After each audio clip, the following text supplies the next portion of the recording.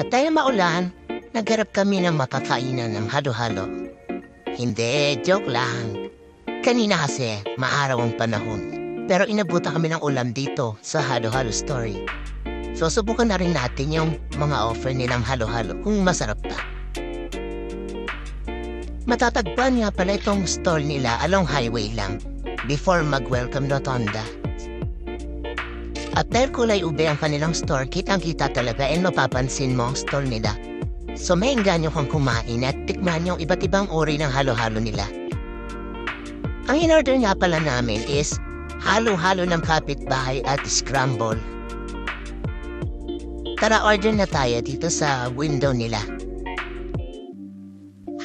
Ito nga pala yung iba't ibang flavors nila and yung mga prices. I-post nyo na lang para ma-check niya.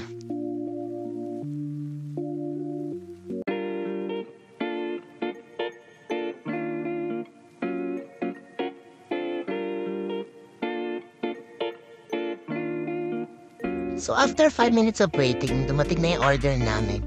Ipipick up niya pala siya dun sa kabilang window lang nila. Hindi ko na na-videoan dahil umuulan. So ayan ang itsura ng halo-halo ng kapitbahay. So kumuha talaga siya ng halo-halo na binibenta ng kapitbahay.